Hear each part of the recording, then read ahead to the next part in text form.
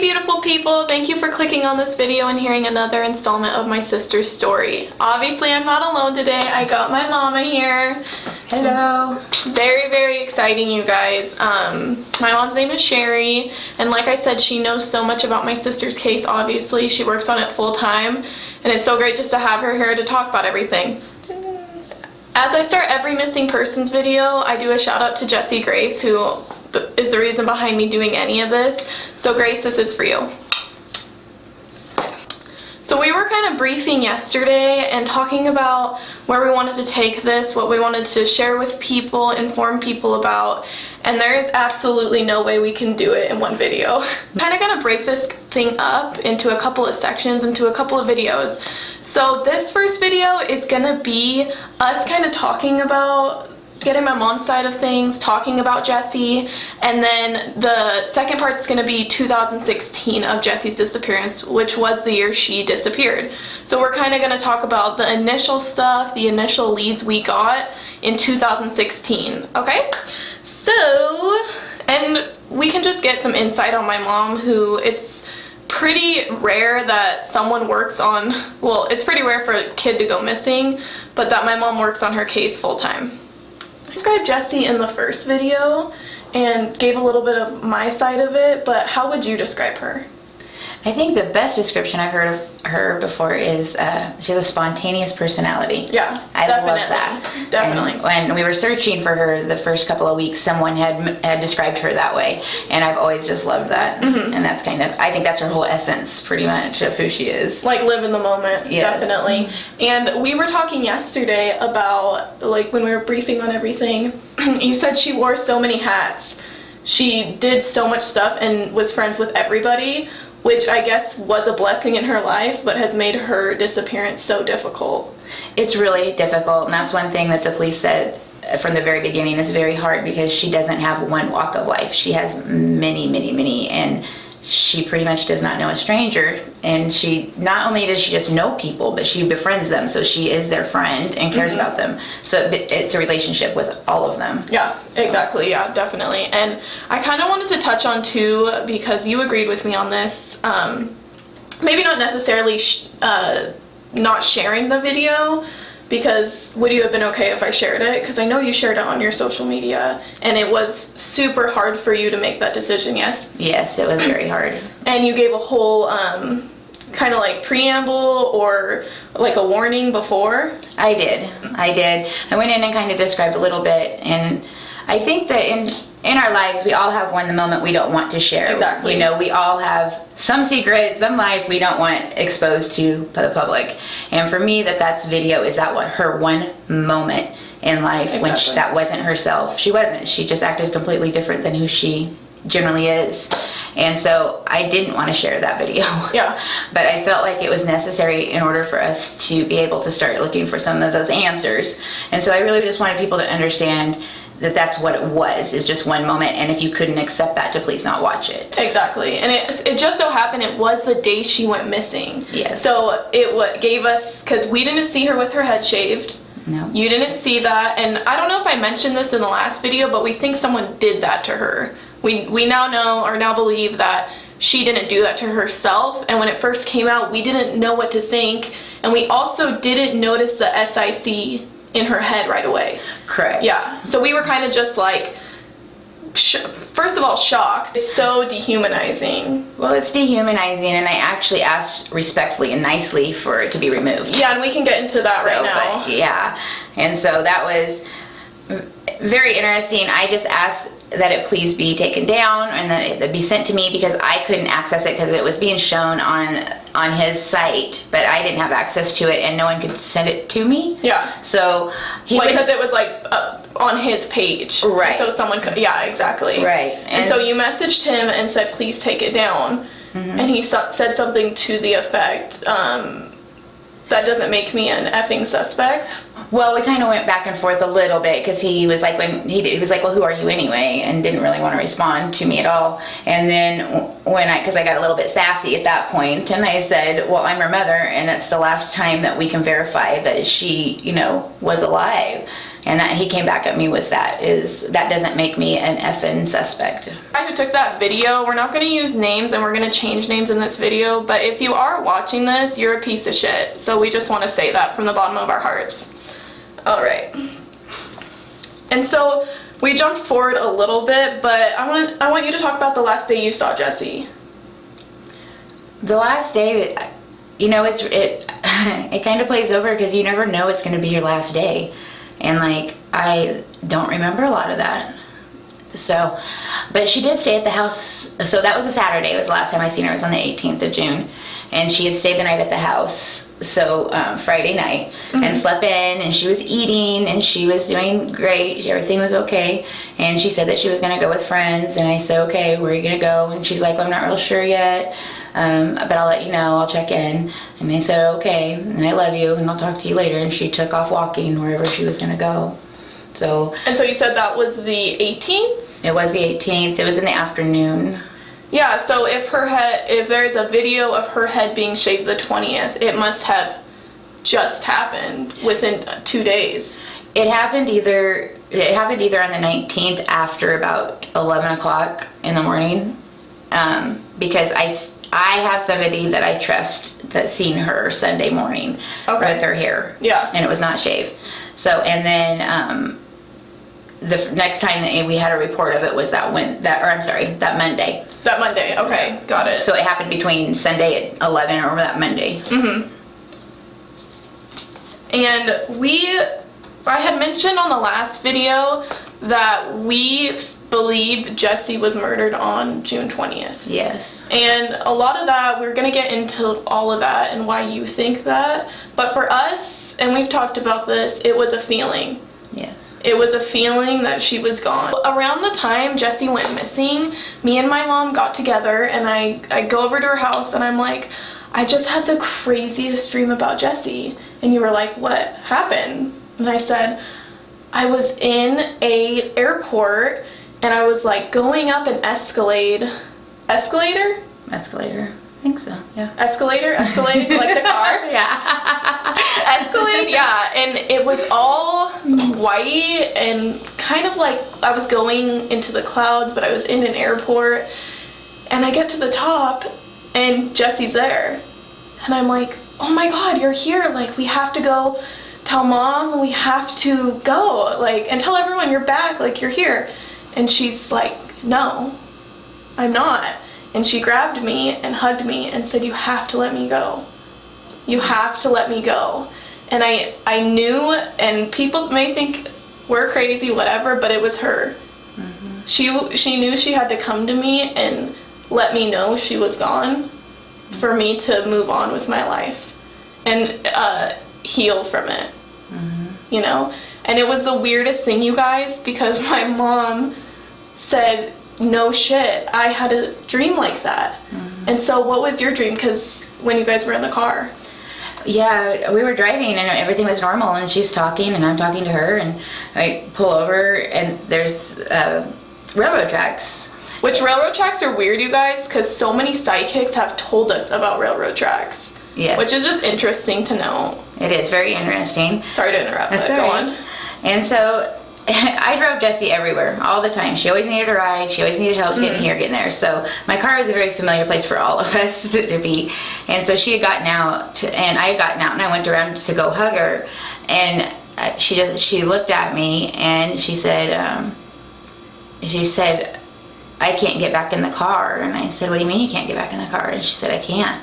She said, but you need to know that I'm okay, that I'm not hurting. And that was the first real dream I had about her, because it was within the same week. It was, yeah. It was within a 2-day. It might have been the same day. It might have been just that we got together. Yeah, we just didn't need. Yeah. We're just that's insane. And then I just went to hug her, and she was just gone. I mean, just literally just gone. But yeah, it was. I think she. And that's when you got. Well, you were in go mode from the second you found out she was missing, but that was justice needs to be served to the people who did this, because at first people were like, she's an addict, she'll turn up, she's probably turning tricks doing this, and wait, where was I going with that? And we knew there was foul play because her EBT card hadn't been used and her cell phone hadn't pinged. No. Right? Correct. So we knew the EBT card was the biggest, you guys, because she would use that thing, exchange, like how people do that, like food for money or what have you, whatnot. And so that was our first, we were like, we have to find out what's going on. And you were always in go mode. That's just how you are. We got an Aries here, you guys. She's a real fire sign. But the justice, that's what keeps you going, right? To find out what happened to her. It is to her, and I think from the beginning too, it hasn't just been her. It's kind of been everybody. It's been that social status, that people look at. Because even my first speech that I did, and I think it was in July, I really focused on that, like the missing and how many there are and why. Yeah. And yeah, we had a kind of missing person convention a little bit at our local Pybus market, and everyone kind of got up there that had missing children and talked about it. And then my mom comes up like a freaking trailblazer and like gives the speech of a lifetime. People are cheering, clapping, and she was just saying about how many missing people are in Washington. And it's bigger than Jessie. It is. It's much bigger. Right now, the Washington State Patrol just issued a report. I think it was like 2 weeks ago. It might have been 3, but it's 2 weeks ago. There is 1,802 missing people in the state of Washington.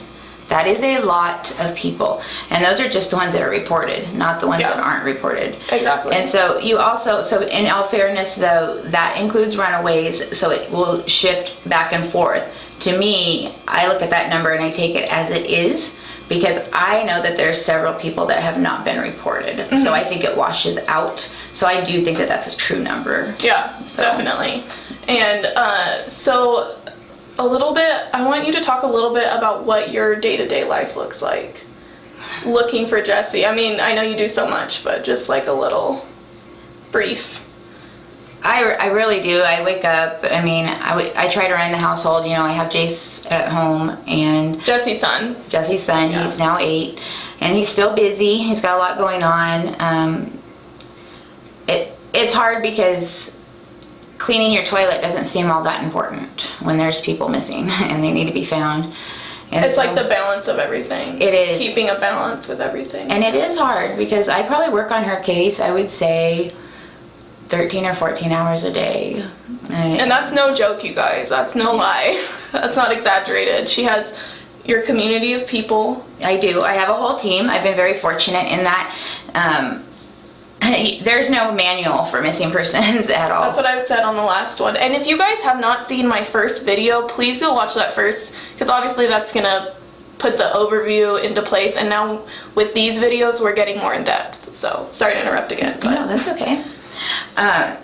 So you're kind of just faltering and you kind of go through stages, and that's the other thing is that missing persons, like how it affects families and stuff, has not been studied a lot. So there's not any criteria. They don't understand what's going on with the family dynamics or individuals for that matter. Yeah. So you kind of go through these different phases of what you're going to do and not do what you don't know what they're going to be. Yeah. So it's kind of like a guessing game. And that's Go ahead. Sorry, you go. Me? Yeah. Okay. We were talking about that too in the healing process, because you don't have that closure. It's not when someone dies, you have your proper funeral for them. You grieve and you try to move on with your life. It doesn't happen. So there's days where you're positive, you're happy, you're moving forward, and then the next day you might just be set back.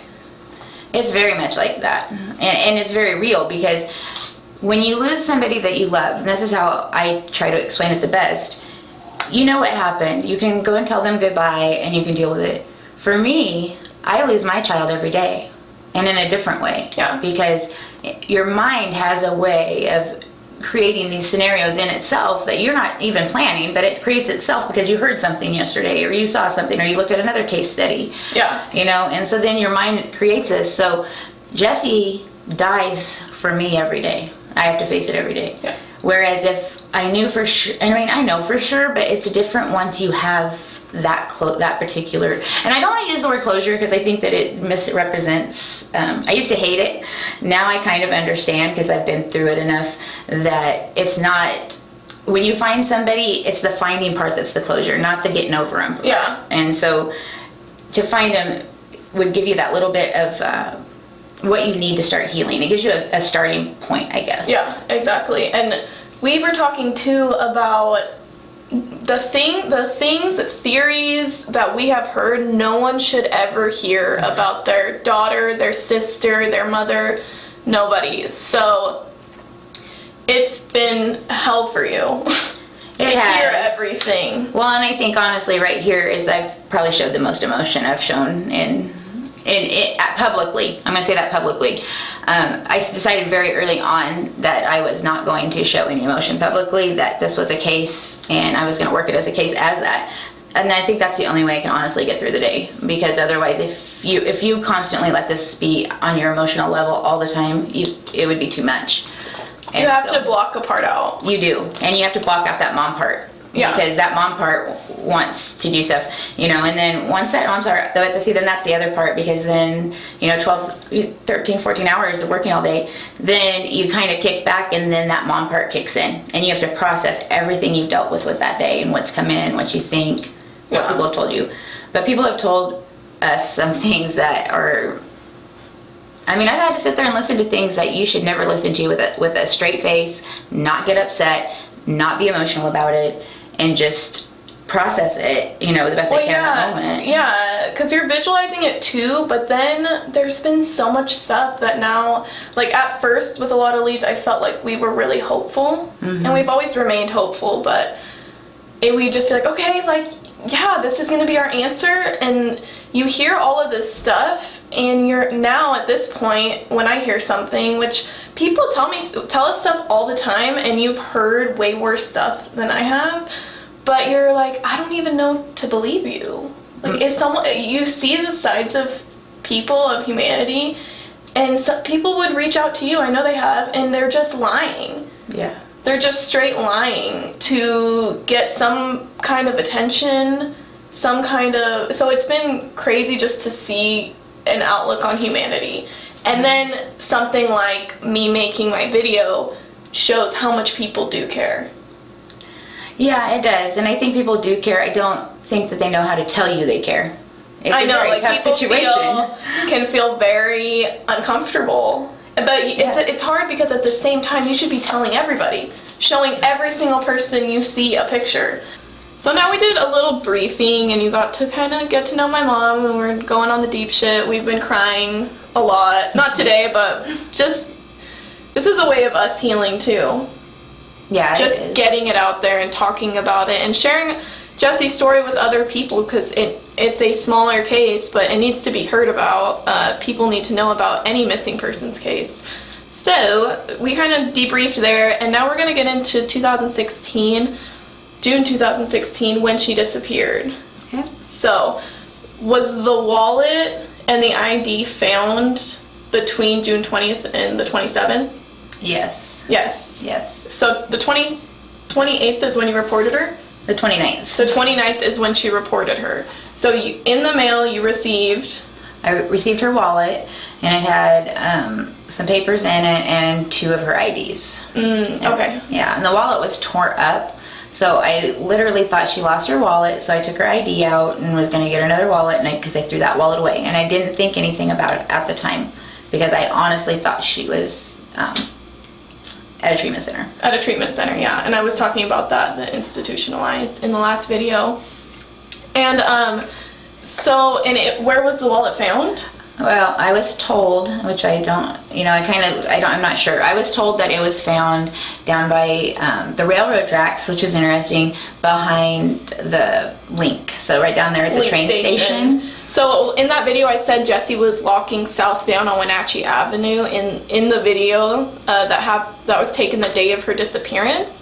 And so if you keep walking southbound, you would end up at the Link station, which we have no idea if that's connected. Right, well, and I would say that it's not connected because she didn't have her wallet with her Yeah, exactly. In the video. Yeah, exactly. Like she didn't have any bags on her or anything. No. So yeah. And she was notorious for her bags. That was just her. Like everywhere she went. know. I mean, from the time she was little, she had 3 or 4 bags with her, stuffed full of just whatever she deemed just important. Stuff. Yeah, yeah. just stuff. She was like a little mole. Yeah, she's a little hoarder. She had the train station. Well, so the lady though, she mailed it to who found it. She lives in Malaga. Okay. And she called the police station and said that she had mailed it to the address that was on her ID. And so that's why she sent it to us, which I thought was strange anyway, because I mean she did pay all that postage, but I'm not sure about that. Yeah. But that's what I was told. Yeah, so between that time, before she was reported missing, you received her wallet and ID, and you didn't think anything of it because Jessie was losing her stuff all the time. Yeah, she lost her ID like once a month. Yeah, so that was like not a big deal. But her EBT card was not in there. And her EBT card was not in there, yeah, that's important to know. And so when you were, kind of go through the process of when you called the police and stuff. Well, okay, so Jessie's friends have always been really great about helping her out by letting me know where she's at when it comes down to it. And so on the I didn't hear from her on the 27th, so I kind of started asking around. I talked to her, Lisa, your guys' bonus mom. She was concerned. I was concerned. I threw out on her Facebook, hey, looking for Jessie. And then the next day I was a little bit more forceful about it. And then they started messaging me, and they were worried. At that point, I became very worried because if they're worried and they don't know where she's at, there's a problem somewhere. Yeah. And so I kind of waited for that, and so the next morning I called the Wenatchee Police Department and made a report. And I think that this is really important, and I don't want to talk badly about the officer because, mind you, my state of mind wasn't good either. I was frantic. Because I just knew, at that point, I knew something was very seriously wrong. And so she kind of, when I called and made it, she called me back and she kind of like didn't really want to take the report. And this is what I want to say to every family that's ever out there, that ever has any kind of situation like this. If you feel it, you go for it. Because never ignore your gut feeling, ever. Yeah. And I felt like she did do that because she tried to talk me out of doing the report right at that time on the 29th. She said, well, do you want to give it a couple more days? And I said, no, absolutely not. I don't. I know that there's something wrong. Yeah. And so I had been a little bit upset with her for the last couple of years, honestly, because she did that. But I have to say that I ordered the police reports on everything a few months ago, and she did her job. She went above and beyond on her job. And so I really thank her for that, even though she didn't really believe me that, it was as serious as that. She still did what she was supposed to do, and I just want to commend her on that. Yeah. So, and she knows who she is if she watches this. Yeah. No, that's awesome. And so a little, like, tracing back to the video taken in the park, I have this in my notes that one of the girls in the video said that Jessie was scared of a couple of Hispanic men. Correct. Yes, So that's just interesting to know, because there was a reported sighting that has been recanted that I talked about in the last video of her getting into a late 80s Buick with 2 Hispanic men. Correct. So then this girl from the video, you talked to her and she said she remembers Jessie saying, I'm scared of some Hispanic men. Correct. Yeah. And she was seeing that Sunday morning, the girl that had seen her with her hair still, before it got cut, she said that Jessie was with 2 Hispanic men in an older car as well. And that was down like the Ave, I believe. I'd have to double check, but yeah, she's seen her down there with 2 Hispanic men. Okay. Okay, yeah. So kind of like that goes with the theme of it, but that's kind of a red herring, I think. I think that's kind of a red herring. I don't know what that means. Kind of like a trick thing. Like I throw it out there so people kind of mull it over, but it isn't really what happened. Okay, got it. It's just interesting to know. It's very interesting, and it's definitely not outside the realm of any possibility. Yeah, so. nothing is at this point. No, it's not. And then do you want to talk about her cell phone being found? Well, we knew someone was using her cell phone. Not her cell phone, her Facebook. So someone, that's important. So someone was logging in to her Facebook and on it. Correct, and using it to communicate with people. And did they ever use their name while they were on it, or were they just pretending to be her? They used their names. Yeah. And so we have made up names for them, you guys. Yeah. Good ones. Really good ones. So we were gonna name one of them Satan, but yeah, decided against it. It would be disrespectful to Satan. Yeah, for sure. So the police could not get a warrant for Jessie's Facebook because you can't prove that a crime has been committed. Mm-hmm. So their hands are kind of tied. You know, they have their beliefs. They think this, definitely they are agreeing with me that there's something wrong. Mm-hmm. But they don't have enough evidence to take to a judge and say, hey, we need a warrant for her Facebook. And Facebook don't just give that information out. Yeah. They fight it. Yeah. They don't want people to be able to do that. Now, with that being said, they can't, you know, like the federal government can get into that when they need to necessarily, you know. Mm-hmm. So it gets into a pretty good discussion over Facebook on who can enter it and who can't. So just be cautious, and don't ever put anything on public media. Yeah, don't put anything on public media that you don't want people to know about. Yeah, definitely. So anyway, they couldn't get into her Facebook, so I hacked it. Yes, I did. I did that. She's a hacker. Thug life. Because to me it was important that we had to do that. However, Jessie had 2 Facebooks, so I chose to do the one that she used the most recent one, mm-hmm. because I thought for sure if anything was in there, that's where it would be. That's one she used. And Jessie used her phone or her Facebook as a phone. That's how she contacted people. It's how she communicated. It's how she mm-hmm. called people. Yeah. So it's not like just like with me, I don't use mine as a phone. You know, I don't get on Facebook and call people. I use my phone. But with her, it was. And so we did notice, I noticed the conversations in there. I did notice that some things had been deleted.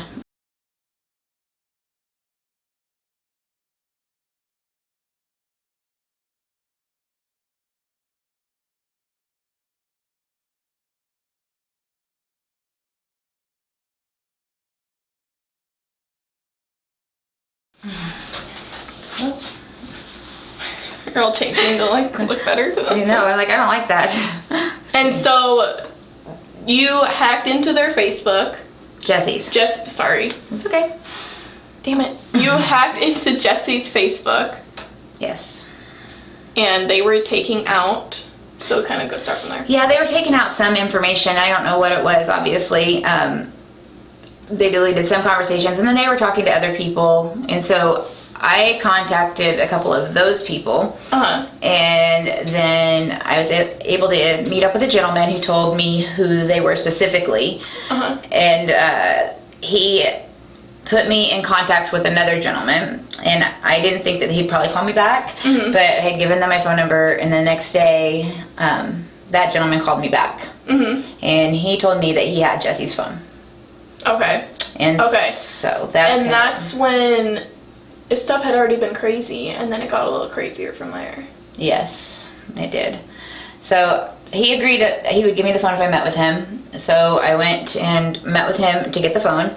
I got the phone. My thought process on it at that time was to hurry and get it to the police because they can do what they need to do, and hopefully we can get answers. Uh-huh. I was able to look at the phone enough before I took it to them to realize that it was a specific person's phone. And what do we call him? What did we decide? Kane? No, the other one.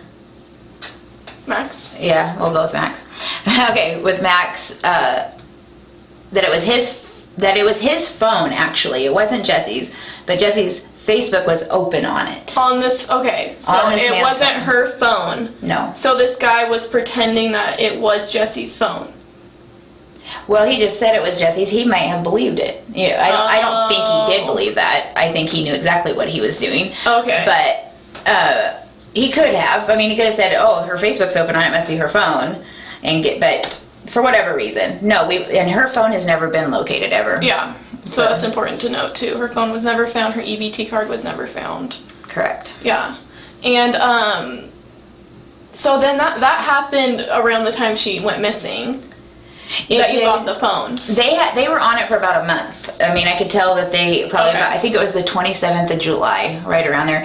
And the phone was pinging, or it was pinging over at the pool area, where the public pool. The city pool? Yes. And her phone or the her Facebook. Imposter phone? Her Facebook. Her Facebook was pinging there. Okay. So they were close to that location. I've since found that location, but I didn't at the time. Okay, so, got it. Yeah. Got it. And then did you kind of want to move into like all that was happening in the summer, and then in the fall, this guy tried to kind of infiltrate himself into the case.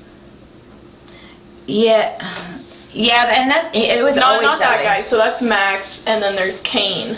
Right, and Kane is the one that said that he had he's the one that gave me the phone. Oh, so it is Kane. Kane's the one that gave me the phone, but it was Max's phone. Oh, okay. So I got it confusing there, huh? Yeah. Okay, so let's see. It does get confusing, especially when you're using different names. I'm getting confused. Max and Kane. So the phone that I was given was Max's phone with Jessie's Facebook open on it. And these are two really important people in her disappearance. So important to remember. Yes. So it was Max's phone, and Kane brought the phone to you and said it was Jessie's. And we don't know if he knew or what. And then is that a good time to segue into that fall? I'm trying to think about what else kind of went on there. So, well, because we got the phone, they actually because they were trying to talk to one person on there, and that person never responded. But he did get arrested. And so when he got arrested, he had like 30 cell phones on him, I believe, and a couple laptops. And so that I did go in and look. I did not see her phone in that, in any of those things that he had. And it was pretty amazing though, because I was like looking at the phones, and the reason they wanted me to go look is because for every single phone, they have to have a search warrant for every single one. So it's not like per crime, like you pull somebody over and you can get a search warrant to search everything. You can't. You have to get a search warrant for each individual one. And so I thought that was really bizarre. So they were trying to narrow it down sooner so that we, could get somewhere faster. During this time, we got tons of leads, tons. I mean, we got leads in Everett, and we actually that was a big one. Yeah, it was a big one, big one. And interestingly enough, I won't go into it too much, but we'll wind up back over in Everett to talk about some other things later on. But during that time, it was ruled out that she was not there, but we still spent a good 2 or 3 weeks. And Everett does have they have a big homeless population over there, so they have a task force just for their homeless. Because there was a sighting of her. There was a sighting in California. Well, there was another lead that she went with a man down to California. That turned out to be not true and completely not true, and we figured that one out. We got a lead for Idaho. Someone had tried to get a hunting license in her name or something like that.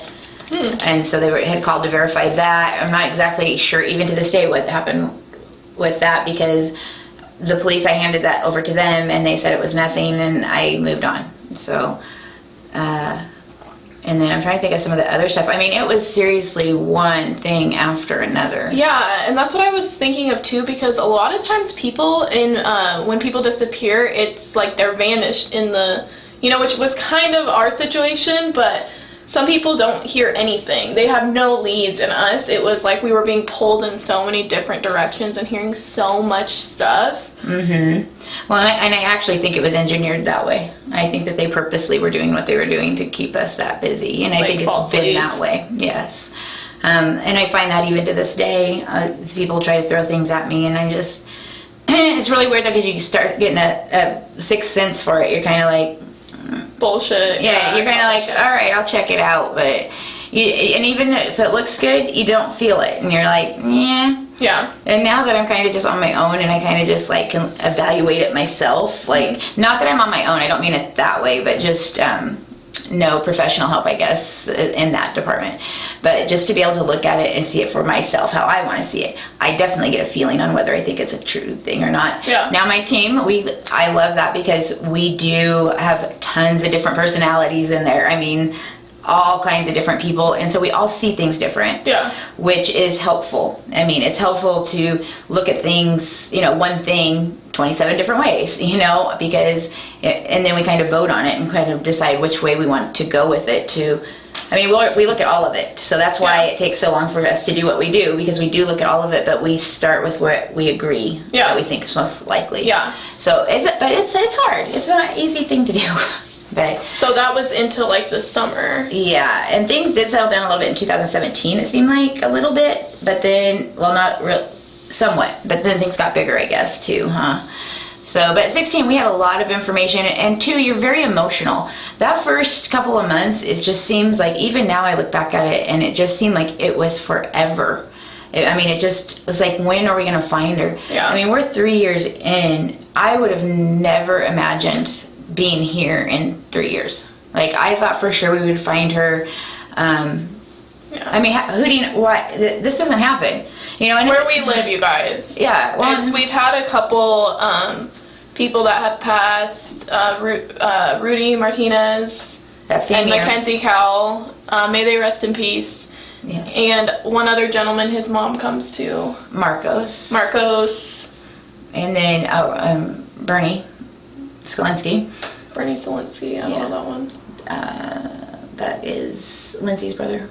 Oh yeah. So the gentlemen that we just mentioned, they all passed in right around the same time as Jessie, 2016. Marcos and Rudy were both missing until they were found. Kinsey was just a big case, and she did go missing, and that was, I think, the first time that we realized that people even went missing really in life. Yeah, it doesn't really happen here. Yeah, and then the other gentleman, Bernie Skalinsky, was never reported missing because he was found too soon. Rudy was reported missing, and so was Marcos. And those, their deaths have been ruled accidental or otherwise. And so Jessie, we thought for sure something would come up, but nothing has ever come up. So now, we've never found her. Like, stuff has come up, but well, we've never found her. Right, exactly. And that's a good way to move into Three Lakes. Yes. So Three Lakes was searched, and that's a town in Malaga, or a neighborhood in Malaga. It's an old reservoir, pretty much, out there, and it's all private. You can't get to it publicly, so you have to know somebody that lives out there on that lake. That's important. Yeah, that's important to know. And that's south from where we live. Correct. In About Wenatchee. 30 miles? Is it that far? Okay. It might be closer. I don't know.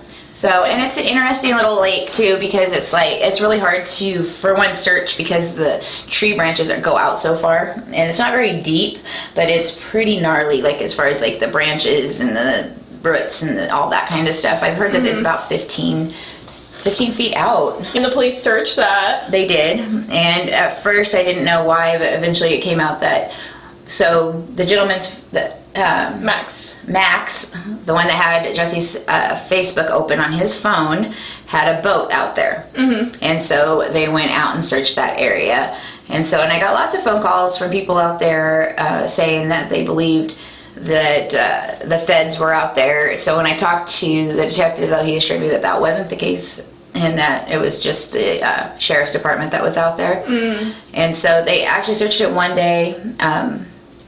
They went out with sonar, and then the next day they went out with divers. Yeah, and we did not know about it, and at that time I didn't know that it was being searched until we got reports from people, and I called and talked to them. Or talked to the police. So, but that was pretty dramatic. I mean, that was pretty. I mean, and I don't know what they were exactly looking for. I didn't know how they got it. I don't know how they got the warrant for that. I don't know. Well, I don't really know a lot about that search. Yeah. And at that point, I want to make it clear too, we were completely cooperative with the police at first and all of that, and it's just as of recently that... Yeah, I mean, I support the police department 110%. I respect that they go out and they put their lives on the line for us every single day, and I have never spoke badly about the police department until recently, and even now I want to believe the very best. I want to believe that they're there, the majority of them are there to support us. I've had a couple of issues in the last couple of months, and I'm not going to get into those because they're private, and my belief's always been when you have a relationship with somebody, regardless of who it is, like those kind of issues are behind closed doors, and so I really want to try to keep it that way. But on the other hand, I'm really hoping that the issues that I do have can get resolved that way so that we can move on. And we don't even want to pull all this attention from Jessie's case, Jessie's story to take that to, because there is always that kind of like pull with the police in negative situations, and that's not what this is about. This is not what her story is about.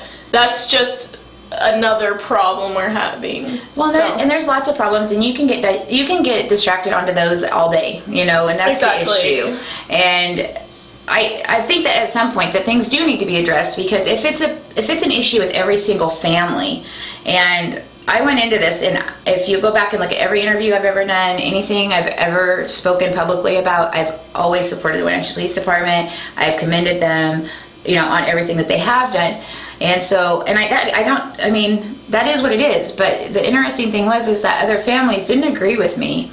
And I actually got some criticism sometimes from that. For supporting the police in publicly, yeah. Correct. And so when some of these issues came up and they happened to me, it really, I think, threw me off. It was really hard for me to accept that things weren't the way that I believed that they were in my mind. Well, yeah, because you think, police protection. Correct, yes. There. Well, and we've worked, because of Jessie's mental health issues, we've worked so closely with the police department for so long. And granted, it had kind of moved away from that because she did get better and she wasn't in contact with the police as frequently. And so there was a shift somewhere in their, what would you call it? Like their, I'm not sure. I'm not even sure what you would call it. Definitely an attitude difference. And there was initially one detective that was super helpful, super on it, and then he retired. Correct. So then we got another detective that actually said, can I say the part? Sure.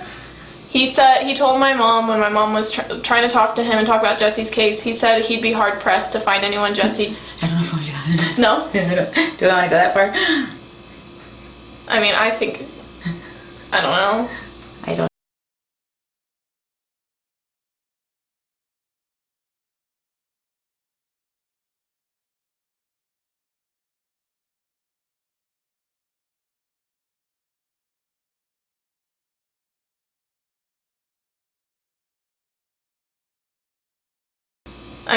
Do you think we got 2016 pretty good here? We do, and what I will do is, because I have already been working on it, so I'm doing like a timeline kind of thing, and so the next one we could do, I can go ahead and bring that so it's just kind of concrete for everybody as to when events happen. This for 2017. Right, okay. Because I think that's really confusing, because I know a lot of people, and there's probably going to be a lot of questions. This is a lot of information, honestly, and we have just barely glazed it. Yeah, so we're into 2016, and kind of into the fall of 2016 is where we left off. And you have to understand too that time period is really hard. It's really foggy for me, I know, probably for most people that care, because you're just not thinking as clearly as you normally would. Yeah. So I really want to look at my notes and make sure I have the right answers for you guys, because I don't remember as clearly as I and so if you guys want to do a Q&A with us, because it's gonna take some time for us to get all of our facts straight for the next videos, we would be more than happy to do a Q&A, because we know it's a lot of information kind of being put out there, so we'd be happy to answer any questions that we can. Well, I think that would be really good too, because if I can bring that timeline and then we can look at that and do the questions at the same time, that would take up probably most of your segment, and then we can go right into very hard facts on the 2017. Yeah, that'd be good. So I think we're gonna go ahead and end it here. That's kind of up to the fall, but in the winter, that's not a time to look for a missing person, especially in Washington State. We have so much snow, and yeah, it was... Winter was hard. Every winter's been hard for me, because I know she's not out there. Right, and I know we're not going to find her. I know that chances are we're not going to find her during the winter time. Yeah. So we'll leave that there. We'll leave that there. Have a great day, you guys. Thank you so much for listening to this. I hope someone got something out of it. I hope so too. Hearing the initial, like when Jessie went missing, our 2016, how we were dealing with it, kind of the theories that came out. Yeah. Thank you for watching. All right. We'll see you guys on the next one. Bye.